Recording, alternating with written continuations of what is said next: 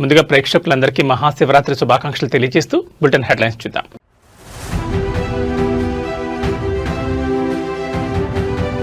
తెలుగు రాష్ట్రాల్లో వైభవంగా శివరాత్రి వేడుకలు, భక్తులతో కిటకిటలాడుతున్న శైవ క్షేత్రాలు.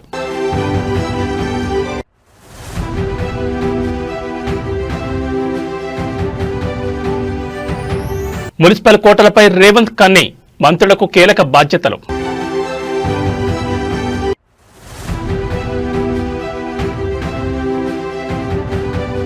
కరీంనగర్ మేయర్ పోటీలో ఉన్నాం, మంత్రి పొన్నం ప్రభాకర్ సంచలన ప్రకటన.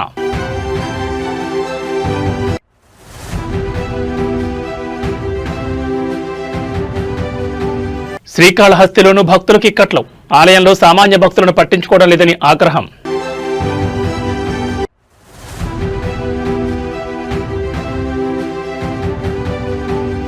నేడు Bharat Pak high voltage match, T20 world cup లో రణరంగమే. ఇక వివరాలు చూస్తే తెలుగు రాష్ట్రాల్లో శివరాత్రి వేడుకలు వైభవంగా జరుగుతున్నాయి. శివాలయాలు భక్తులతో కిక్కిరిసిపోతున్నాయి. ప్రముఖ ఆలయాల నుంచి గ్రామాల్లోని చిన్న చిన్న ఆలయాల్లో సైతం భక్తుల సందడి కనిపిస్తోంది. ఇక శ్రీశైలం శ్రీ బ్రహ్మరాంబ మల్లికార్జున స్వామి దర్శనానికి భక్తులు భారీగా తరలివస్తున్నారు. తెల్లవారుజాము నుంచే స్వామి అమ్మవార్లను భక్తులు దర్శించుకుంటున్నారు. సాయంత్రం 5 గంటలకు స్వామి అమ్మవార్లకు ప్రభోత్సవం జరగనుంది. పల్నాడులోని కోటప్పకొండకు సైతం భారీగా భక్తులు తరలి వెళ్తున్నారు. త్రికోటేశ్వర స్వామి దర్శనానికి క్యూలైన్లలో భారీగా భక్తులు క్యూలైన్లో వేచి చూస్తున్నారు. భక్తుల వాహనాలతో కోటప్పకొండకు వెళ్లే రహదారులు రద్దీగా మారాయి. కోటప్పకొండపైకి వెళ్లేందుకు ఏపీఎస్ఆర్టీసీ 120 ప్రత్యేక బస్సులు నడుపుతోంది. వేములవాడ రాజన్న సిరిసిల్ల జిల్లాలోని వేములవాడ ఆలయంలో శివయ్య దర్శనం కోసం భక్తులు క్యూ కడుతున్నారు. ఉత్సవాల సందర్భంగా ప్రభుత్వం 1.96 కోట్లతో ఏర్పాట్లు చేసింది. దాదాపు 600 ఆర్టీసీ బస్సుల ద్వారా భక్తులు వేములవాడ చేరుకుంటున్నారు. శివరాత్రి నేపథ్యంలో ఆలయం మొత్తాన్ని విద్యుత్ దీపాలతో అలంకరించారు. ఇక ఉదయం నుంచి భక్తుల తాకిడి పెరిగిపోయింది. దీంతో రాజన్న ఆలయం శివనామస్మరణతో మారుమోగిపోతోంది.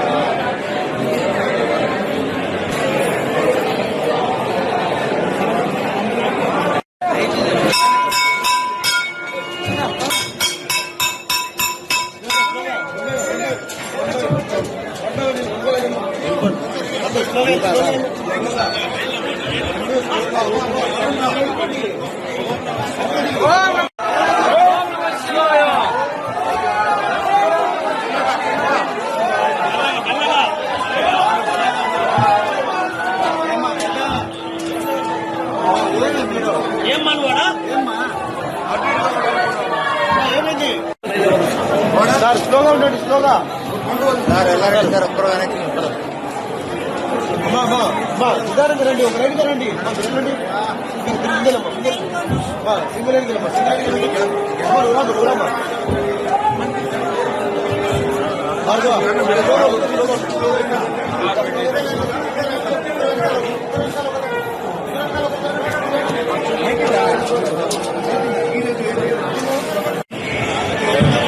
వెళ్ళారండి సార్. ఒక్కరు వెనక్కి సార్. అన్నా రెండు పక్కల వెళ్ళి మనం,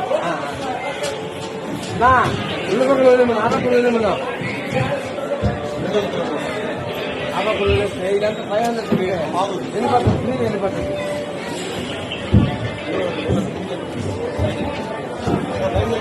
ఆ పక్కన వెళ్ళు, ఆ పక్కన వెళ్ళు.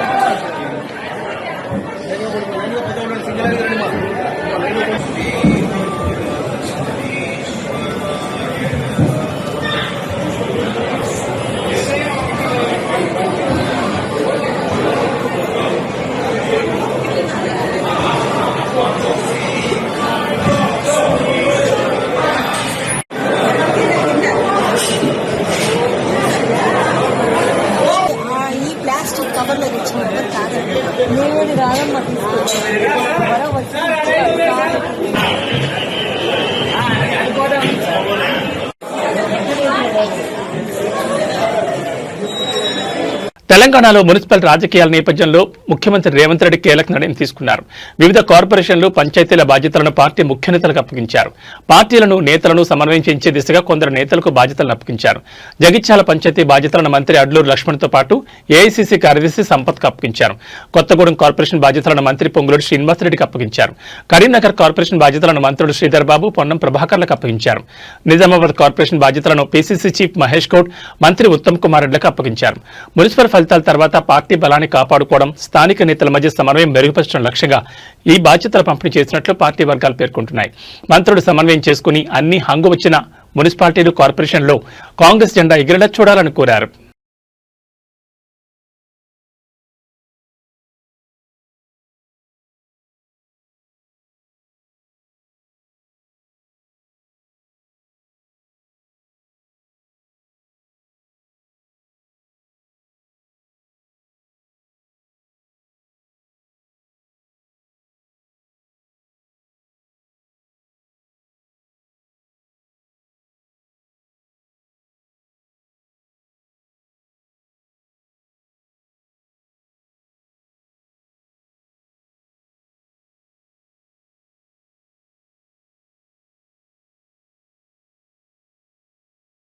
కరీంనగర్ మున్సిపల్ కార్పొరేషన్ జరిగిన ఎన్నికల్లో 30 స్థానాల్లో విజయం సాధించిన బీజేపీకే మేయర్ పీఠం దక్కుతుందని అంతా భావించారు. కానీ చివరి నిమిషంలో రాజకీయ సమీకరణలు వేగంగా మారుతున్నాయి. ఈ క్రమంలో మంత్రి పొన్నం ప్రభాకర్ చేసిన వ్యాఖ్యలు ఉమ్మడి జిల్లా రాజకీయాల్లో పెను సంచలనం సృష్టిస్తున్నాయి. కరీంనగర్ మేయర్ పీఠం ఎవరిదో రేపు తేలిపోతుంది. ఆ సీట్ను దక్కించుకునే రేసులో కాంగ్రెస్ పార్టీ ముందుంది అంటూ ఆయన ధీమా వ్యక్తం చేశారు. మంత్రి చేసిన ఈ open statement BJP, Bandi Sanjay వర్గాల్లో గుబులు పుట్టిస్తోంది. ముఖ్యంగా ప్రత్యర్థుల విమర్శలపై తనదైన శైలిలో స్పందించిన పొన్నం, మాది రాజకీయ పార్టీ, మేం ఖచ్చితంగా రాజకీయం చేస్తాం, ఇందులో దాపరికం ఉంది అంటూ కొండబద్దలు కొట్టారు. మేయర్ పీఠాన్ని కైవసం చేసుకుంటామని పూర్తి నమ్మకాన్ని వ్యక్తం చేస్తూ కరీంనగర్ అభివృద్ధి కాంగ్రెస్ హయాంలోనే సాధ్యమని ఆయన స్పష్టం చేశారు. ఇప్పటికే మున్సిపల్ ఎన్నికల ఫలితాలు వెలువడి కొన్ని చోట్ల హంగ్ ఏర్పడిన తరుణంలో మేయర్ పీఠం కోసం కాంగ్రెస్ పార్టీ అనుసరించబోయే పొలిటికల్ స్ట్రాటజీపై సర్వత్రా ఆసక్తి నెలకొంది. Local MLA and Manakonda MLA 69 మంది మెంబర్స్ ఓటింగ్. 69 మంది మెంబర్లు ఉన్నటువంటి దానిలో 30 సభ్యులకు ఎన్నిక గెలిచి మేము మేయర్ అవుతామని ప్రకటించుకున్నది ఆయన. ఆ రాజకీయ పార్టీ నాయకుడిగా, పార్లమెంట్ సభ్యుడిగా ఎట్లా ప్రకటించుకున్నాడో మిగతా రాజకీయ పార్టీలు ఎవరికి వాళ్లకు వ్యూహం ఉంటాయి. రాజకీయాల్లో ఎన్నికల సందర్భంగా భారతీయ జనతా పార్టీ ఏ విధంగా వాళ్ళకు వస్తున్న పార్టీలను కూలగొట్టింది, అవినీతి పరిణామాల పార్టీలు చేంజ్ చేసుకుంటూ ఎట్లా పూరితమైందో ఇదంతా చర్చ ఇది సందర్భం కాదు. కానీ ఒకటి మాత్రం చెప్తాను, తప్పకుండా పొలిటికల్ పార్టీగా గతంలో కూడా కరీంనగర్ మేయర్కు 13 సీట్లు గెలిచినప్పుడు కూడా మేము మేయర్ అయినాం కరీంనగర్కు సంబంధించి. కాబట్టి ఇప్పుడు కూడా అన్ని రాజకీయ పార్టీలు, రాష్ట్ర నాయకత్వ సలహా సూచనకు సంబంధం లేదు ఇందులో. ముఖ్యమంత్రి గారు, మంత్రుల జోక్యం లేదు ఇందులో. స్థానికంగా గెలిచిన ప్రజాప్రతినిధులు వాళ్ళ ఒక ఆలోచనతోటి అబ్సల్యూట్ మెజార్టీ బీజేపీకి రాలేదు. నిజామాబాద్ లాగా నేను కూడా ప్రతిపక్షంలో కూర్చుంటా చెప్పాల్సి ఉండే. అక్కడ కూడా 60కి 28 వచ్చినాయి, ఇక్కడ 69కి 30 వచ్చినాయి.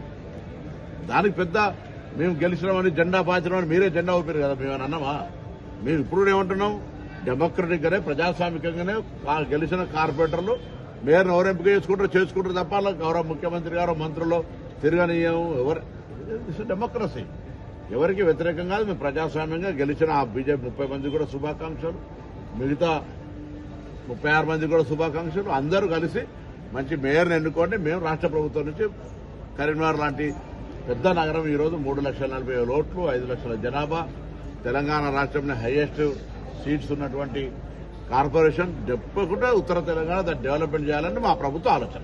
దానికి అనుగుణంగా మంచి ఒక కోఆర్డినేషన్ పాలకవర్గం ఉంటే బాగుంటుందని ఆకాంక్ష పడడం లోపల పొరపాటు ఎట్లయితుందో నాకు అర్థం కాలే. మేము ఎవరికి వ్యతిరేకం కాదు, ఎవరిని పదవులకి దించే ప్రయత్నం చేస్తలేము. మీకు అబ్సల్యూట్ మెజార్టీ ఉంటే మేము అడ్డం పడతలేము. మేము అందుకే మేము ఎవరికి ఖిలాఫ్ కాదు. మాకు సంబంధించిన స్థానిక నాయకత్వం వాళ్ళకు సమన్వయం చేసుకుంటున్నప్పుడు మా పార్టీ తరఫున కూడా అందులో ఒక ఆలోచన కొనసాగుతుంది తప్ప రాజకీయంగా లబ్ధి పొందాలి, రాజకీయంగా ముందుకు పోవాలనే ఆలోచన ఉండడం లోపల పొరపాటు ఎట్లయితే నాకు అర్థం కాదు. రైట్, 29లో 35 ఉన్నాయి కదా, వాళ్ళకు 35 ఉన్నాయని వాళ్ళు చెప్తున్నారు. సరే పని అయిపోయినాక మళ్ళీ ఎందుకు 35 ఉన్నాయన్న తర్వాత ఎవరు ఇప్పుడు కాదన్నారు. వాళ్ళ మీరే అడుగుతారు కదా, మీరు అవుతారట కదా అని. వాళ్ళని కాకుండా చేస్తున్నారు, మీరే అడుగుతారు కదా. వాళ్ళు అవుతారన్నాక ఇంకేం కావాలి? కొత్త పాలక వర్గానికి అభివృద్ధి చేయడానికి మేము తప్పకుండా సహకరిస్తాం. ఈ జిల్లా మంత్రిగా వై క్వశ్చన్ రేజింగ్?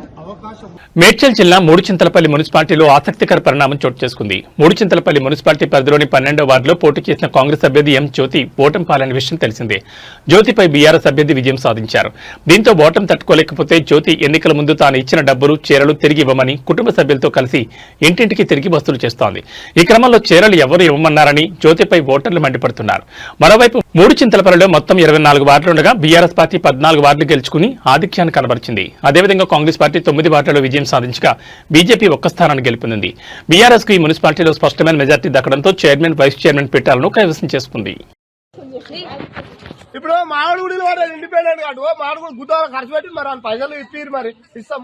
మీ ఇళ్ళనే నిలబడ్డాడు, మీ ఇళ్ళనే నిలబడ్డాడు, మీ ఇళ్ళనే నిలబడ్డాడు, మామూలు పైసలు ఇస్తారు మరి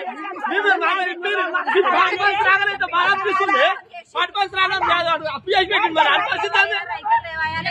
నువ్వు ఇచ్చిన చీరలు కట్టుకొని తిరుగుతున్నారు మాదిలో పాటు మీరు ఇచ్చిన చీరలు కట్టుకొని తిరుగుతున్నారు. పార్టీ నుంచి ఏం రాలేదు, పార్టీ నుంచి రూపాయి రాలే, పార్టీ పైసలు ఎట్టిపోయింది, పార్టీ నుంచి కూడా ఇప్పుడు అడగాలి.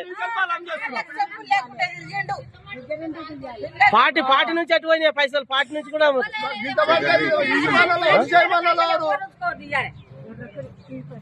తీసాను రావు.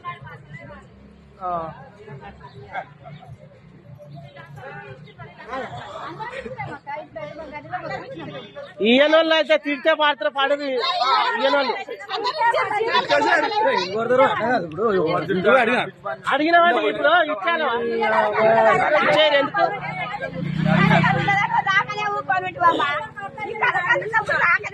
అవునత్తమ్మా, ఒక్క ఓటు 4 ఓట్లు అక్కడ పడితే ఒక్క ఓటు మాకు పడదు అత్తమ్మ. ఇప్పుడు పడందే 80 ఓట్లు 90 ఓట్లు ఎట్లా వచ్చినాయి?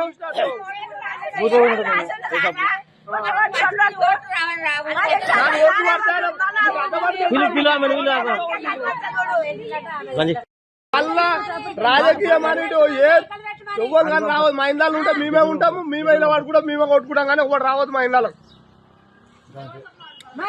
ఇలా వాడు ఎందుకు మమ్మల్ని బయలాం చేసినందుకు ఇది నువ్వు వాడదా ఇవన్నీ కావా కవర్లు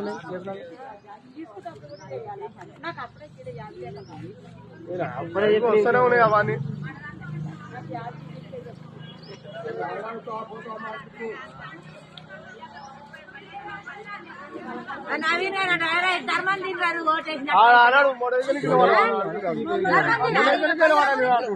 అన్నాడు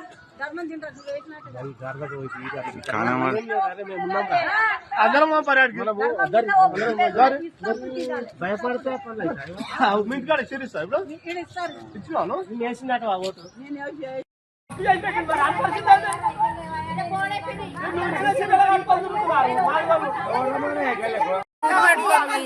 పెట్టుకోండి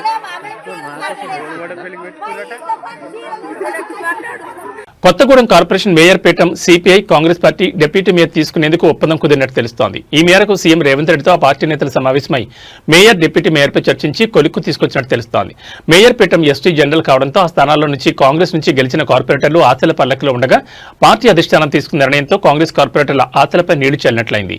సిపిఐ నుంచి మూడ్ గణేష్, నూనావత్ శ్యామల, బానోత్ కళావతి గెలుపొందగా వీరిలో ఒకరికి మేయర్గా అవకాశం దక్కనుంది.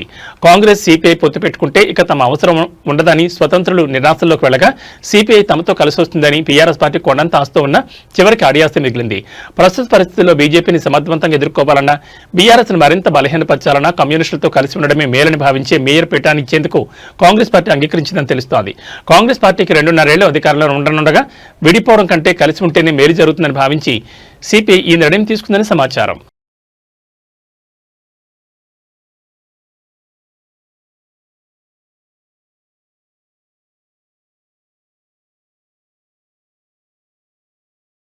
మహాశివరాత్రి పర్వదినం వేళ దక్షిణ కాశీగా పేరొందిన శ్రీకాళహస్తి క్షేత్రంలో భక్తుల భక్తి పారవస్యం కాస్త అధికారుల తీరుపై ఆగ్రహంగా మారింది.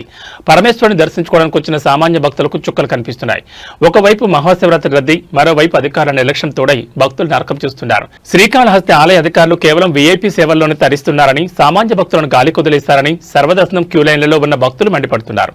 గంటల తరబడి క్యూలైన్ కదలకుండా ఉండడంతో సహనం కోల్పోయిన భక్తులు ఈవో మరియు చైర్మన్ కు వ్యతిరేకంగా డౌన్ అంటూ నినాదాలు చేస్తున్నారు. మహాశివరాత్రి సందర్భంగా ఆలయం భక్తులతో పోటెత్తింది. అయితే దర్శన ఏర్పాట్లలో అధికారులు పూర్తిగా విఫలమయ్యారనే విమర్శలు వినిపిస్తున్నాయి.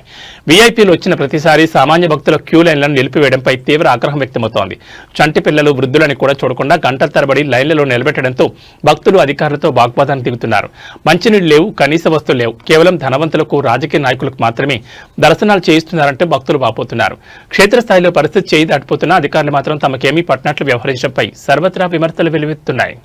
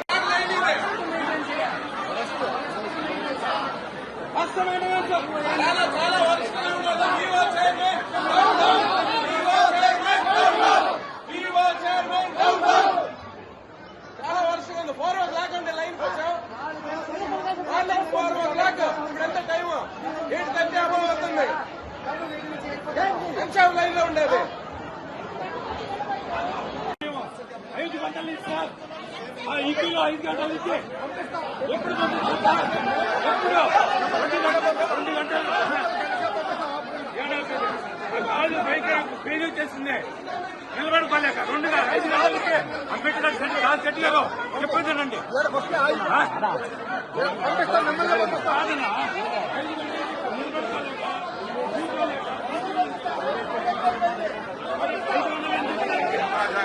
మహాశివరాత్రి పర్వదినం సందర్భంగా పల్నాడు జిల్లాలోని ప్రముఖ శైవ క్షేత్రం కోటప్పకొండ భక్తులు పోటెత్తారు.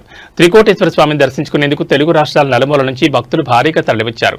తెల్లవారుజాము నుంచే స్వామివారికి విశేష అభిషేకాలు, పూజలు నిర్వహిస్తుండగా గిరి ప్రదక్షిణ చేసే భక్తులతో కొండ మార్గాలన్నీ కిక్కిరిసిపోయాయి. ఈ ఏడాది భక్తుల సౌకర్యార్థం దేవస్థానం ప్రత్యేక క్యూ లైన్లు ఏర్పాటు చేయడమే కాకుండా దర్శనానికి వచ్చే ప్రతి భక్తుడికి ఒక ఉచిత లడ్డూ ప్రసాదాన్ని పంపిణీ చేస్తోంది. క్షేత్రమంతా విద్యుత్ దీపాల అలంకరణతో ఆధ్యాత్మిక శోభను సంతరించుకుంది. కోటప్పకొండ తిరునాళ్లలో ప్రధాన ఆకర్షణ నిలిచే విద్యుత్ ప్రభలు వివిధ గ్రామాల నుంచి మేళతాళాలు, కోలాటాల నడుమ కొండ దిగువకు చేరుకుంటున్నాయి. భక్తుల రద్దీని దృష్టిలో ఉంచుకుని ఏపీఎస్ఆర్టీసీ పల్నాడు, గుంటూరు, ప్రకాశం జిల్లాల నుంచి ఏకంగా 618 ప్రత్యేక బస్సులు నడుపుతోంది. ఇందులో ముఖ్యంగా కొండ దిగువ నుంచి పైకి వెళ్లే భక్తుల కోసం 95 షటిల్ బస్సులు నిరంతరాయంగా సేవలందిస్తున్నాయి. అంతేకాకుండా ఈ ప్రత్యేక బస్సుల్లో మహిళలకు మహాలక్ష్మి పథకం కింద ఉచిత ప్రయాణ సౌకర్యం కల్పించడంతో మహిళా భక్తుల సంఖ్య భారీగా పెరిగింది. ట్రాఫిక్ ఇబ్బందులు తలెత్తకుండా పోలీసులు భారీ బందోబస్తు ఏర్పాటు చేసి వాహనాల పార్కింగ్ కు ప్రత్యేక ప్రాంతాలను కేటాయించారు.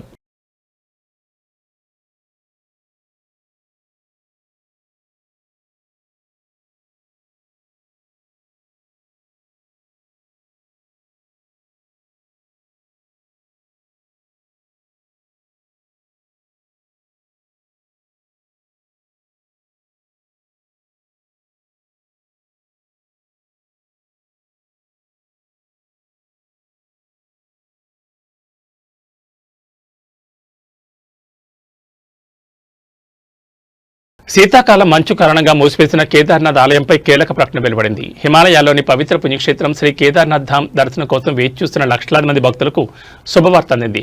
ఈ ఏడాది కేదార్నాథ్ ఆలయ ద్వారాలను ఏప్రిల్ 22వ తేదీ ఉదయం 8 గంటలకు తెరవనున్నట్లు శ్రీ బద్రీనాథ్ కేదార్నాథ్ ఆలయ కమిటీ అధికారికంగా ప్రకటించింది.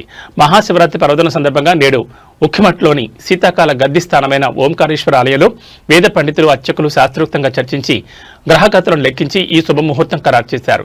కేదార్నాథ్ ద్వారాల ప్రారంభంతోనే ఉత్తరాఖండ్లో ప్రసిద్ధ చార్ధామ్ యాత్ర సందడి మొదలు కానుంది. శీతాకాల దృష్ట్యా గత 6 నెలలుగా మూసి ఉన్న ఆలయాన్ని తెరిచేందుకు అధికారులు ఇప్పటికే ఏర్పాట్లు ముమ్మరం చేశారు. ఏప్రిల్ 22న ఉదయం వేద మంత్రోచ్చారణలు మేళతాళాల నడుమ కేదార్నాథ్ భక్తులకు దర్శనమివ్వనున్నారు. అక్షయ తృతీయ పర్వదినాన్ని పురస్కరించుకుని అదే సమయంలో గంగోత్రి యమునోత్రి ధామాల ద్వారాలు కూడా తెరుచుకోనుండడంతో భక్తులు రద్దీ భారీగా ఉండే అవకాశం ఉంది. యాత్రికుల సౌకర్యార్థం ఆన్లైన్ రిజిస్ట్రేషన్లు, రవాణా వస్తువులపై ప్రభుత్వం త్వరలోనే మరిన్ని స్పష్టమైన మార్గదర్శకాలను విడుదల చేయనుంది. कौन सा समय?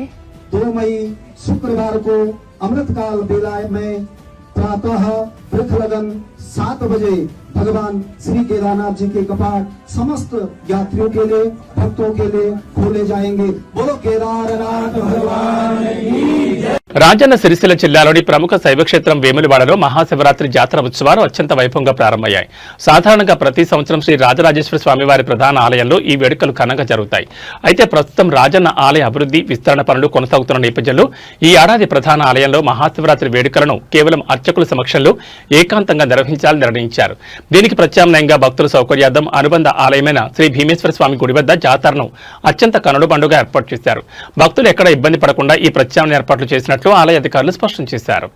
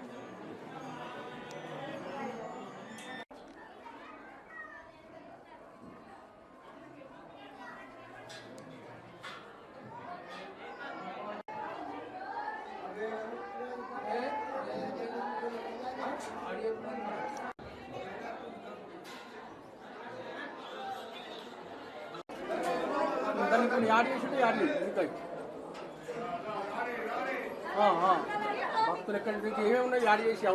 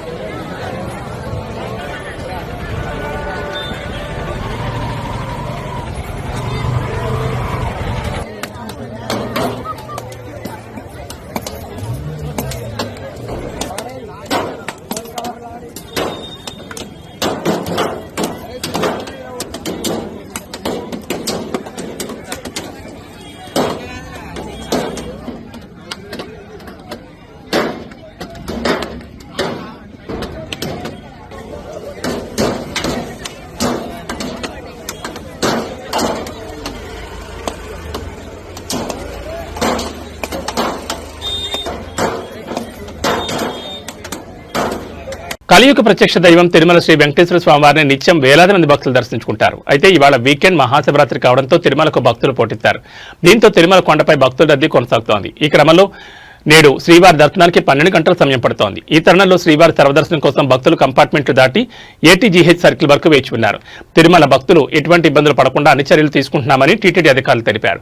క్యూ లైన్లోని భక్తులకు శ్రీవారి సేవకుల ద్వారా అన్నప్రసాదం, పాలు, త్రాగునీరు అందిస్తున్నారు. నిన్న శ్రీవారిని 82,337 మంది భక్తులు దర్శించుకున్నారు. 30,825 మంది భక్తులు తలనీలాలు సమర్పించుకున్నారు. శ్రీవారి హుండీ ఆదాయం 3.58 కోట్లు వచ్చిందని టీటీడీ అధికారులు తెలిపారు.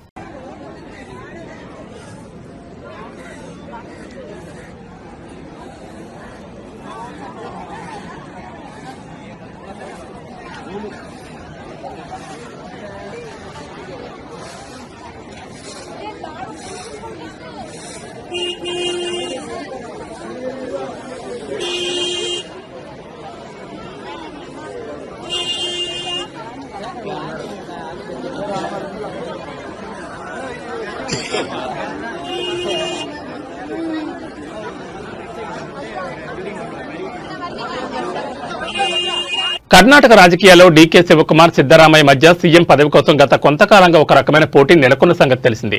ఈ క్రమంలో తాజాగా ఓ ఆశ్చర్యకరమైన సంఘటన చోటు చేసుకుంది. కర్ణాటకలోని హవేరీలో జరిగిన భారీ బహిరంగ సభలో ముఖ్యమంత్రి సిద్దరామయ్య నిలువెత్తు విగ్రహాన్ని డిప్యూటీ సీఎం డీకే శివకుమార్ స్వయంగా ఆవిష్కరించారు. ఈ కార్యక్రమం ఇద్దరి మధ్య ఆధిపత్య పోరు ఉందనే ప్రచారానికి పూర్తి చెక్ పట్టినట్లు కనిపిస్తోంది. సిద్దరామయ్య నాయకత్వంలో కర్ణాటకలోని కాంగ్రెస్ ప్రభుత్వం 1000 రోజుల పాలనను విజయవంతంగా పూర్తి చేసుకున్న సందర్భంగా ఈ విగ్రహావిష్కరణ జరిగింది. పార్టీలో ఐక్యతను, సమిష్టి కృషిని ప్రజలకు చాటడమే ఈ కార్యక్రమం లక్ష్యమని డీకే శివకుమార్ స్పష్టం చేశారు. గ్యారంటీ పథకాల అమలులో సిద్దరామయ్య పోషించిన పాత్రను కొనియాడుతూ ఆయన చరిత్రలో ప్రజానాయకుడిగా నిలిచిపోతారని అన్నారు. విగ్రహాన్ని ఆవిష్కరించిన తర్వాత సిద్దరామయ్యకు డీకే శివకుమార్ ఆత్మీయ శుభాకాంక్షలు తెలిపారు. ఈ కార్యక్రమంలో ఇద్దరు ఒకే వేదికపై కనిపించడం, ఒకరినొకరు గౌరవించడం రాష్ట్ర రాజకీయాల్లో చర్చనీయాంశమైంది. సిద్దరామయ్య సైతం తన విగ్రహాన్ని డీకే ఆవిష్కరించడం పట్ల హర్షం వ్యక్తం చేశారు. ఇది తన వ్యక్తిగత గౌరవం మాత్రమే కాదు, కాంగ్రెస్ పార్టీ సమిష్టి కృషికి దక్కిన గుర్తింపని ఆయన వ్యాఖ్యానించారు.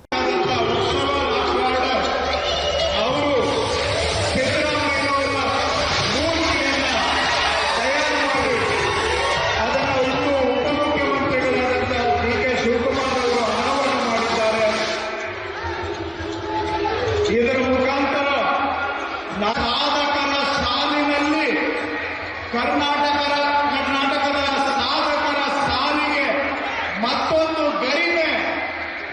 టీ20 క్రికెట్ అభిమానులు ఎంతో ఆసక్తిగా ఎదురుచూస్తున్న క్షణం రానే వచ్చింది. టీ20 ప్రపంచ కప్ 2026లో భాగంగా నేడు క్రికెట్లోని అతిపెద్ద ప్రత్యర్థులైన భారత్, పాకిస్తాన్ జట్లు తలపడబోతున్నాయి. ఈ మ్యాచ్ కోసం ప్రపంచం మొత్తం 1000 కళ్ళతో ఎదురుచూస్తోంది. వేల కోట్ల రూపాయల బిజినెస్ ను తెచ్చిపెట్టే ఈ మ్యాచ్ కి శ్రీలంకలోని కొలంబో ఆతిథ్యం ఇవ్వనుంది. రాత్రి 7 గంటలకు కొలంబోలోని ఆర్ ప్రేమదేశ క్రికెట్ స్టేడియం వేదికగా భారత్ పాక్ మ్యాచ్ జరగనుంది. ఈ మ్యాచ్ లైవ్ ను స్టార్ స్పోర్ట్స్, జియో హాట్స్టార్ వేదికగా వీక్షించొచ్చు. ఈ కీలక పోరుకు ముందు ఇరు జట్లలోని ఇద్దరు స్పిన్నర్లపైనే అందరి దృష్టి నెలకొంది. పాకిస్తాన్ సంచలనం ఉస్మాన్ తారిక్ బౌలింగ్ యాక్షన్ ఒకవైపు, భారత్ మిస్టరీ స్పిన్నర్ వరుణ్ చక్రవర్తి అద్భుత ఫామ్ మరోవైపు చర్చనీయాంశంగా మారాయి. పాక్ స్పిన్నర్ ఉస్మాన్ తారిక్ తన విలక్షణమైన బౌలింగ్ యాక్షన్ తో బ్యాటర్లను ఇబ్బంది పెడుతున్నాడు. బంతి వేసే ముందు అతడు తీసుకునే చిన్నపాటి విరామంపై తీవ్ర చర్చ జరుగుతోంది. అయితే అతడి యాక్షన్ ను ఐసీసీ ఇప్పటికే 2 సార్లు క్లియర్ చేసిందని పాక్ కెప్టెన్ సల్మాన్ అలీ అఘా స్పష్టం చేశారు. ఈ వివాదంపై అనవసర రాద్ధాంతం ఎందుకు అర్థం కావడం లేదని ఆయన అన్నారు. మరోవైపు భారత శిబిరంలో వరుణ్ చక్రవర్తి కీలక అస్త్రంగా మారాడు. ఈ టోర్నీలో అమెరికాపై 1 వికెట్, నమీబియాపై 3 వికెట్ల ప్రదర్శనతో సత్తా చాటాడు. 2024లో జట్టులోకి పునరాగమనం చేసినప్పటి నుంచి నిలకడగా రాణిస్తూ వికెట్లు తీస్తున్నాడు.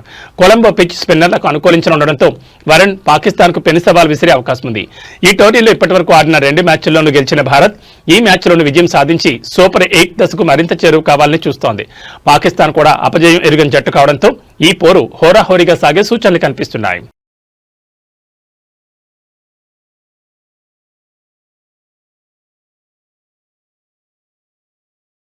ఇక బులెటిన్ ముగించే ముందు హెడ్లైన్స్ మరోసారి.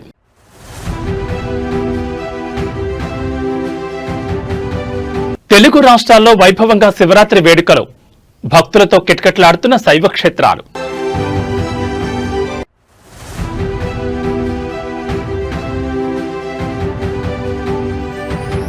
మున్సిపల్ కోటలపై రేవంత్ కన్నీ, మంత్రులకు కీలక బాధ్యతలు.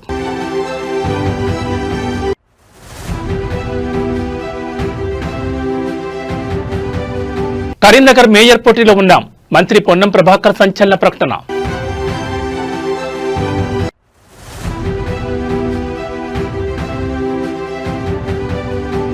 శ్రీకాళహస్తిలోనూ భక్తులకు ఇక్కట్లు, ఆలయంలో సామాన్య భక్తులను పట్టించుకోవడం లేదని ఆగ్రహం.